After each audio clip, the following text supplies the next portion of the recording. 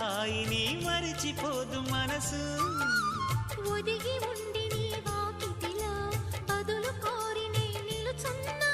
దారి తెలియని చీకటిలో వెలుగు చూసి కాదంటానా.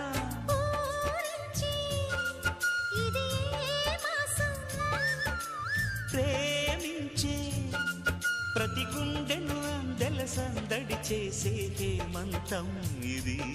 మన సొంతం అయినది. కిలకిల నవ్వే కోయిల కోసం వచ్చింది మధుమాసం.